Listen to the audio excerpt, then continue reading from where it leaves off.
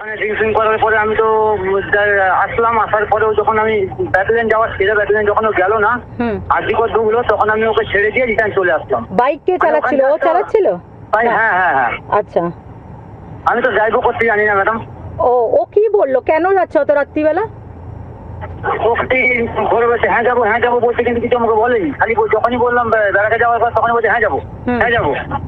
তারপরে আমি তো সব রাস্তা ম্যাডাম চিনি না, যখন পারলাম ও আবার ওইদিকে ঢুকছে সোমবাজার পেরিয়ে, তখন আমি ওকে বললাম কি যাবি না? ও তখনও বললো হ্যাঁ যাবো।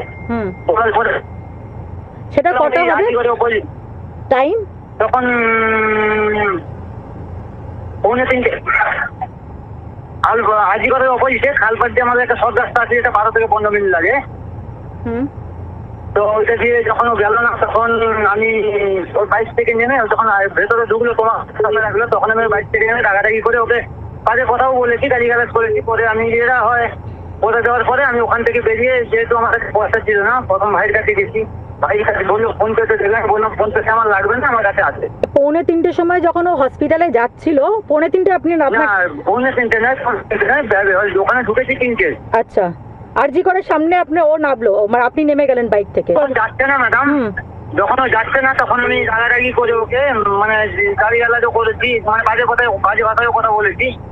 দেওয়ার পরে আমি ওখানে কেন, ওর কি কোনো অসৎ উদ্দেশ্য ছিল তার জন্য আপনি গালিগালাজ করছিলেন? না ম্যাডাম, আমি যাচ্ছে না বলে আমি গালিগালাজটা করেছি। কেন যাচ্ছে না ও? আমি বললাম তাহলে তুই থাক, আমি চললাম, আমি আর পাচ্ছি না, চললাম বলে আমি ওখান থেকে চলে আসলাম ম্যাডাম। তার আগে কি আপনারা ওই বটতলার দিকেও গেছিলেন ওই রাত্রিবেলা? বটতলা সোনাগাছির দিকেও গেছিলেন, মানে বটতলার দিকে গেছিলেন? হ্যাঁ ম্যাডাম। আচ্ছা, ওখানে কি কারোর সাথে ঝামেলাও হয়েছিল? না, ওখানে ম্যাডাম কোনো ঝামেলা হয়নি। তারপরে ও 3টের সময় আরজি করের ওখানে নামলো রাত্রিবেলা, তাই তো? আপনি বাড়ি চলে গেলেন, তারপরে আপনার সাথে আপনি ব্যারাকে ফিরে গেলেন। আচ্ছা, তারপরে ওর সাথে আর কোনো কথা হয়েছিল আপনার? ও ব্যারাকে কখন ফিরল? না ম্যাডাম, ওই কখন ফিরেছে জানি না, ওর পরে কখন আমার সঙ্গে কথা হয়নি। ভাইয়ের অ্যাডমিট ছিল, অপারেশনের ব্যাপারে ডাক্তারবাবুর ওই সঙ্গে ওই কথা বলার ছিল, তো ওই জন্য ওরও যাবার কথা ছিল আমার সঙ্গে। তো সেই নিয়ে আমি ওকে 10টার সময় প্রথমে ডাকতে যাই, 10টার সময় যখন ডাকতে, ও কিন্তু ঘুমিয়েছিল, উঠলো না। এমনকি আমি ওর গায়ে হাত দিয়েও ফেলেছি 2বার। পরের দিন সকালে যখন হ্যাঁ 10টার সময় ও যখন উঠলো না, তখন আমি ওই দত্তবাবুর কাছে গেলাম। সেই মতো আমি ওকে 12:19 একবার ফোন করেছি, ও ধরেনি। আবার 12:50 ফোন করেছি, ও ধরেছে। আমি তখন ওকে বললাম কি চান পান করেছি, তাহলে চান পান করে আয়। আমি তখন ম্যাডাম চান করতে বেরিয়েছিলাম। যদি আমি বললাম ঠিক আছে, আমি চান করতে বেরিয়েছি, একসঙ্গে দুজন খাবো চলে আয় বলে, ম্যাম আমি তো চান পান করে খেতে বলছি, আমার ঠিক খাওয়া শেষ হয়ে যায়, তখন ও এসছে।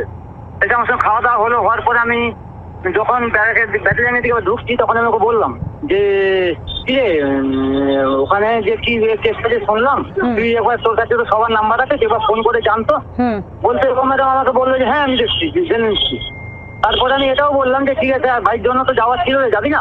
বলছে চল দত্তবাবু এখনই আসলে কথা বলে দুজন চলে যাবো বলে দত্তবাবুর বেড়াকে দিয়ে যাওয়ার পরে ও ম্যাডাম আর দত্তবাবুর বেড়াকে ঢুকলো না। বাইক থেকে আমাকে বললো আমার ল্যাটিন লেগেছে।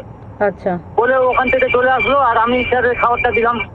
দেওয়ার পরে আমি এসে আমি আবার বেড়াতে চলে আসার পরে ওকে ফোন করলাম যে কি রে যাওয়ার ছিল, যাবি না? ও বলছে হ্যাঁ আমি তোর কাছে 2 মিনিটের মধ্যে আসছি বলে, মিনিট 5-এর মধ্যেও আমার কাছে আসে জানাব। তো আসার পরে আবার দেখি ও এসেই আমাকে আর কোনো ওইসব হসপিটালে যাওয়ার কথা নেই ম্যাডাম। তো একটা গাড়ির চাবি নিয়ে আমাকে বলছে চল। আমি বলি কোথায় যাবো? না ইকবালদা ডাকছে। আমি তখন বললাম যে ইকবাল, তাহলে আমি ইকবালকে ফোন করি। বলে ইকবালদাকে ফোন করলাম, ইকবালদা বললো যে না কোথাও যাওয়া নেই, একটু মোট খাবো। আমি কটার সময় পরের দিন? এটা ম্যাডাম 2:30 নাগাদ দুপুরে। আচ্ছা, কখন ডাকলো ওকে পুলিশ, কখন নিয়ে গেল? ওকে পুলিশ কখন ডেকেছে আমি জানি না ম্যাডাম, কিন্তু এটা আমি জানি যে যখন আমি 12টার সময় খবর পেলাম, আমার ভাই ফোন করে বললো যে দাদা এরকম পুলিশ এসেছিল আমার কাছে, এরকম সঞ্জয়দা ছবি দেখাচ্ছে আর এই ব্যাপার। তখন আমি ওকে ম্যাডাম ফোন করেছি 4-5 বার, তখন ওকে সেন্ট্রাল লকআপে নিয়ে চলে গেছে লালবাজার। এটা কটার সময়? রাত্রি 12টা? হ্যাঁ, রাত্রি 12টার সময় আমি খবরটা পেয়েছি যে ও আমার ভাইয়ের কাছে পুলিশ গেছিল। যখন আজকে করে ঢুকলো, আমি তখন বললাম কি দেখি না, ওই যে পেশেন্টটাকে দেখে নি। আমি বলছি আর পেশেন্ট কি দেখবি তুই এখন, তাহলে ঠিক থাক, আমি চললাম। আমি ওকে একটু বাজে কথা বলেছি, বাজে ভাষায়, ঠিক আছে তুই আর পাচ্ছি না, আমার শরীর টানছে না, আর আমি চললাম। আর ওই দিন ম্যাডাম আমার সারাদিন খাওয়াও ছিল না। আর আপনি বললেন যে এত রাত্রিরে দেখে কি করবে, তাও শুনলো না? হ্যাঁ ম্যাডাম, না ম্যাডাম আমাকে শুনলো না, ও কোনো কথাই শোনেনি। চেঞ্জেস বলতে ম্যাডাম ওকে ওই দিন কিন্তু একটু বেশি খুশি লাগছিল, মানে অন্যান্য দিন যেভাবে তার থাকে তার থেকে মনে একটু হাসি খুশি মনোভাব। আচ্ছা, মানে সেটা কি এই ঘটনাটা জানার পরে না জানার আগে? আমি যখন ওকে বললাম ম্যাডাম যে তুই একটু খবরটা নিয়ে দেখ, তোর কাছে তো সবার নাম্বার আছে। ভাই ওটির ডেটটা ফাইনাল করার কথা ছিল। তো এবার ও আমাকে বললো ঠিক আছে দত্তবাবু আসছে, চল দুজনে দেখা করে চলে যাবো। কিন্তু দিয়ে ম্যাডাম ও দত্তবাবুর কাছ পর্যন্ত যায়নি। মানে ও আরজি করা যেতে চাইছিল না আর কি? না না